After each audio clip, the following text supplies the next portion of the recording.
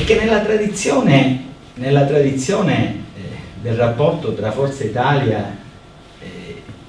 e la mafia ci sono degli esempi autorevolissimi, indagini di cui io mi sono occupato. Adesso magari voi non siete siciliani, ma solleciterò la vostra memoria. Quando si cercava Leoluca Bagarella, che era il braccio destro di uno dei sanguinari più criminali che ci siano, di cui io mi sono occupato in diversi processi e grazie anche al mio lavoro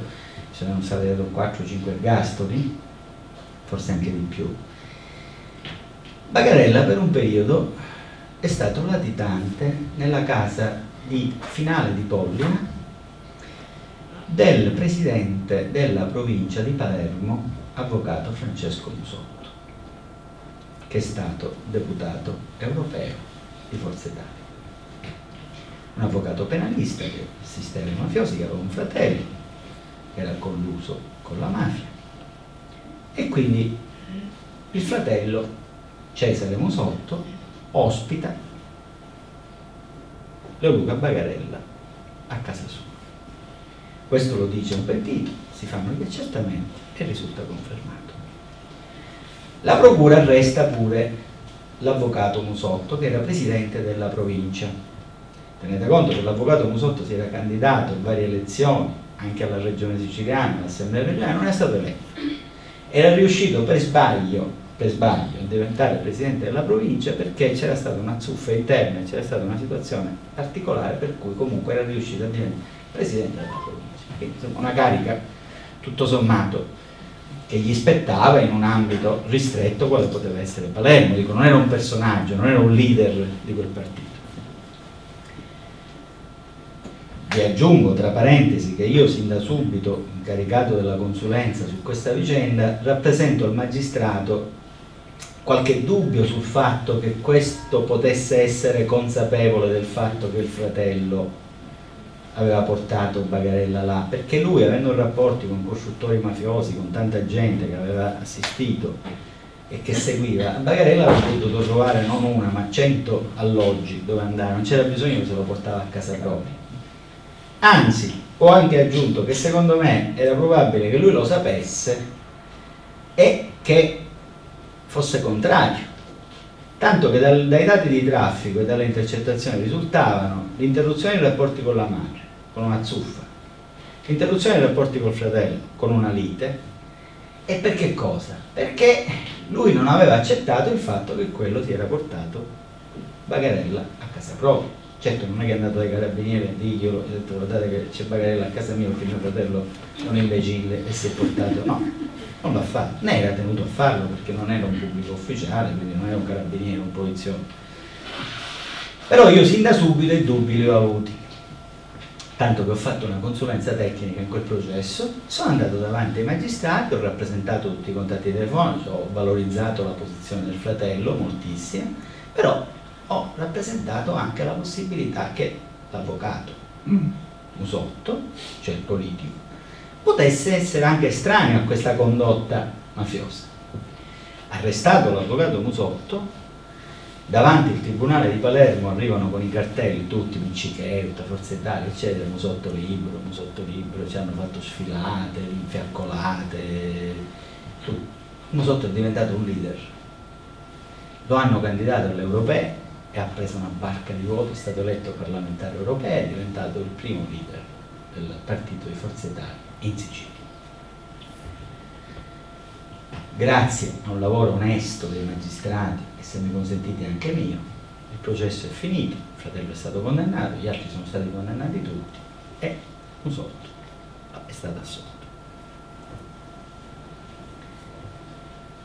Da quel momento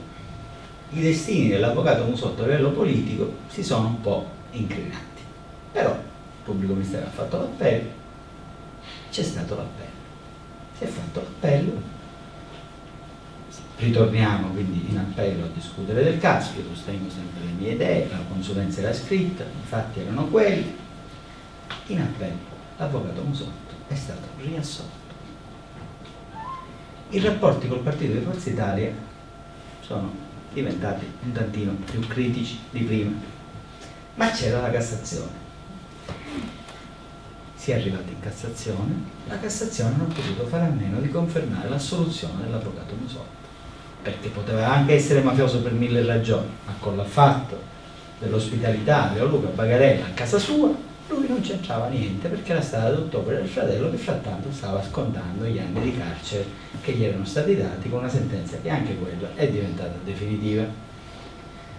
Appena arrivata la sentenza della Cassazione, l'avvocato Musotto è stato espulso da Forza Italia, perché sostanzialmente ha perso la legittimazione attiva per far parte di quel partito, perché c'è uno che viene pure assolto in primo grado, in secondo grado, in terzo grado da concorso in una situazione mafiosa, sia pure esterno,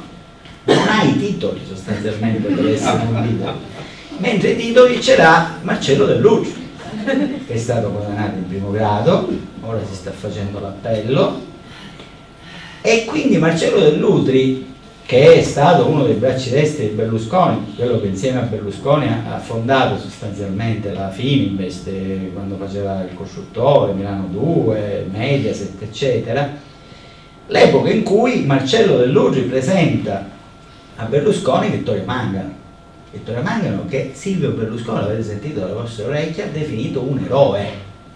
Cioè Vittorio Mangano, un eroe. Un pluriassassino condannato con sentenza definitiva per aver ucciso diverse persone, per averle squagliate nell'acido, un trafficante internazionale di stupefacenti, un uomo che ha fatto del delitto la sua ragione di vita da quando aveva l'età di 13 anni, definito un eroe. Definito un eroe da quella stessa persona che da Olbia ha definito me il più grande scandalo della storia della Repubblica. Ve lo ricordate? Parole testuali: sta per scoppiare il più grande scandalo della storia, perché lui già era informato dai suoi servizi segreti di quello che stavano preparando, lui con tutti i suoi giornali, i suoi panorama, la sua RAI, il suo Rutelli, eccetera, contro di me. Che Rutelli era nel PD, la gente era convinta, Rutelli è del PD, quindi non pensi, cioè non sapevano che questi fanno il PD di giorno e il PDL di sera, insomma,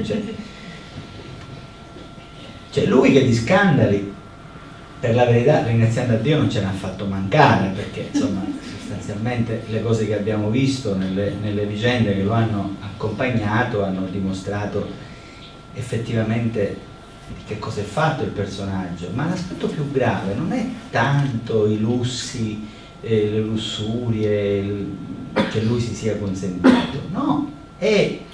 l'aspetto che ha voluto mistificare lui e l'aspetto che gli hanno mistificato la stampa apparentemente avversaria, che sostanzialmente gli ha creato un destro.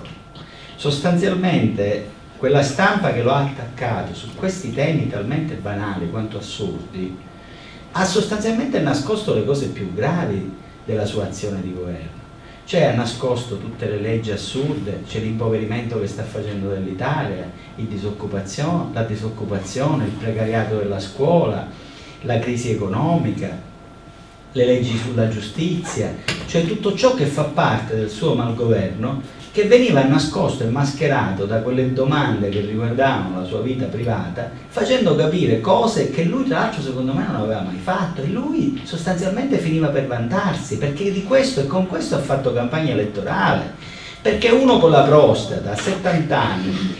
e giustamente la gente che si vedeva alla televisione vedeva questi grandi successi, questi grandi risultati di questo qua, e giustamente insomma c'erano le vecchiette davanti alla televisione che gli facevano al marito: lo vedi quello? Dice: e tu che fai? Dice: vedi questo? E lui con questi grandi segni di virilità, di maschilità, cioè dare questa sensazione, quando probabilmente, come giustamente ha sostenuto qualche magistrato, non c'era nessun reato nella sua condotta, perché ammesso che ci fosse stato un reato si sarebbe trattato di un reato impossibile per inidoneità dell'azione o per mancanza dell'oggetto, perché forse nemmeno il tentativo. Ecco, nella sintesi dell'argomento. Però lui ci tiene a vantarsi, perché sostanzialmente è fatto di cose finte, perché è un uomo finto, i capelli finti, la faccia finta, il sorriso finto, tutto, l'inquadratura delle telecamere che deve essere dal basso verso l'alto così non si vede quanto è basso e così sembra più alto, le riprese, l'addestramento, cioè il vulcano finto, l'eruzione finta, le elezioni finte, c'è tutto finto, il letto di Putin, nel tentativo così di magnificare qualche cosa. Ecco, tutto questo insieme di nozioni, dato da una stampa che gli è congeniale, crea il personaggio, e tutti i tentativi di attaccarlo, a cui lui fa finta di reagire, indignato, e fa querele, eccetera, Repubblica, D'Alema, eccetera, e sono tutti d'accordo, è d'accordo lui e quelli che lo attaccano, e campano tutti, perché Repubblica non lo comprava più nessuno prima di quelle cose. Repubblica aveva toccato il minimo storico delle vendite dei giornali, perché la gente non se la sentiva più di farsi prendere in giro in quel modo da una finta opposizione, perché è indegno Repubblica tanto quanto è indegno il giornale Libero, perché sono esattamente sullo stesso piano sotto il profilo della disinformazione mediatica.